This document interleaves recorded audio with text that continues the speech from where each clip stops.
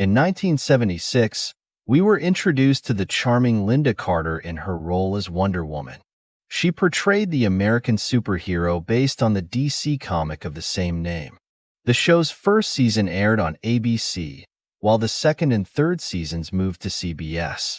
When it transitioned to CBS, the title changed to The New Adventures of Wonder Woman. During the first season, the story was set in the 1940s, during World War II. The second and third seasons were set in the present day, the 1970s. Lyle Waggoner played Steve Trevor in the first season. He portrayed Trevor Sr., and then, in the following two seasons, his son, Trevor Jr. A made-for-TV movie titled Wonder Woman was first produced and aired in March 1974. It was produced by Warner Brothers and starred Kathy Lee Crosby, intended as a pilot for a potential series. The movie's ratings were described as respectable but not exactly impressive, and ABC decided not to pick up the pilot. However, they weren't ready to give up on the idea of the series, so they created another pilot, this time, the new original Wonder Woman, which aired in November 1975. This version was much more faithful to the true Wonder Woman character and starred Linda Carter in the role. The movie was an enormous success and immediately led to the production of the Wonder Woman series. The three women who would later form the original Charlie's Angels cast, Farrah Fawcett, Jaclyn Smith, and Kate Jackson, auditioned for the role of Diana Prince, Wonder Woman. Adding some irony, Linda Carter was also on the shortlist to become one of the Angels. In the pilot episode and the first two episodes, Diana's transformation into Wonder Woman was achieved by filming her spinning her clothes off in slow motion. However, this turned out to be too expensive and time-consuming to do on a weekly basis. By the third episode, they decided on a much cheaper effect, a burst of light, which was used for the remainder of the series. As mentioned earlier, the first season of the show was set during World War II. When the series moved from ABC to CBS the following year, the entire format changed drastically. It's highly unusual for a show to shift so dramatically midway through. Wonder Woman was relocated to a setting in the late 1970s and teamed up with the son of Steve Trevor from the first season. Linda Carter's costume also underwent minor modifications with this change. Near the end of the second season, the show introduced Rover, a small robot that became the comedic relief of the series. Rover would occasionally get into trouble or help people out of danger. The sound effect used for Rover was the same one used for the Roadrunner in Warner Brothers' Looney Tunes cartoons. In one episode, the script required Wonder Woman to grab onto the landing skids of a helicopter and hold on as it ascended about 50 feet into the air. Linda Carter's stunt double initially filmed the scene, but because the camera was so close, it was obvious she wasn't Carter. Running out of time and losing daylight, Linda Carter volunteered to perform the stunt herself.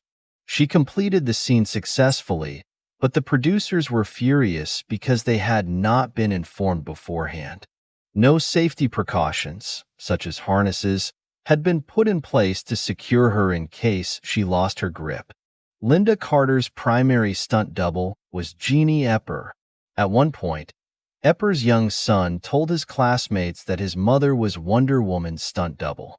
They laughed at him, thinking he was lying, even after he showed them a picture of his mother in costume.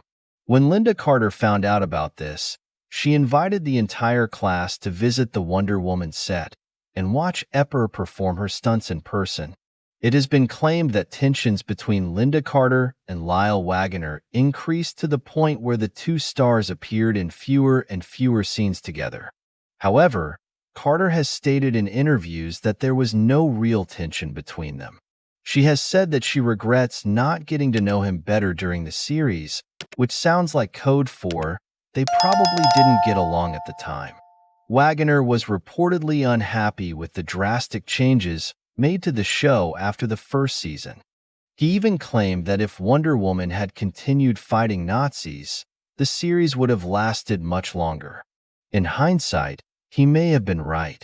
When the show was updated to the 1970s, its ratings declined. The main reason for shifting the series from the 1940s to the 1970s was the high cost of producing a period drama set in the World War II era. The character of Wonder Girl, played by Deborah Winger in the first season, first appeared in the comics in 1965. However, the TV show's version of the character was quite different. Warner Brothers wanted to create a spin-off series featuring Wonder Girl, and Winger was offered her own show. However, she declined, stating that she wanted to take on more serious roles. Linda Carter was nearly broke when she landed her breakout role. She was one of many struggling actresses in Hollywood, and when she was cast, she had only $25 in her bank account. Despite securing the part, the 24-year-old actress had to borrow money to pay her rent because production wouldn't begin for a few more weeks. When the series started, she earned $3,500 per episode. As the show progressed, her salary increased to $6,000 per episode, more than her more experienced co-star, Lal Wagner. In one episode, Wonder Woman had to swim, so the costume designer created a red, white, and blue bikini for her. She looked stunning in it, and everyone loved the design. However, once she got in the water and filming began, a major problem emerged. The bikini started slipping off. While this was surely amusing to the cast and crew, the wardrobe malfunction was never aired. The costume designer had to go back and create a full-body wetsuit, which Carter wore in all future underwater scenes. Whenever Wonder Woman deflected bullets with her bracelets, sparks would fly. Carter controlled these sparks herself. Small explosive charges were placed in the bracelets, and she triggered them depending on which arm was being shot.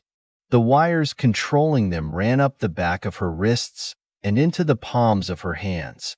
Unlike many other 1970s shows, Wonder Woman never had a reunion special. Other series like The Incredible Hulk, The $6 Million Man, and The Bionic Woman were revived through TV movies. However, Linda Carter refused to participate in any Wonder Woman revivals. She was approached several times about reboots and specials, but she always turned them down. Carter felt that such projects were usually pathetic and preferred to leave things as they were. I tend to agree with her. It's always fun to go back and watch an episode of Wonder Woman. As cheesy as it may be at times, it remains an enjoyable and nostalgic viewing experience. Here we end. Thank you for your attention. Like and subscribe.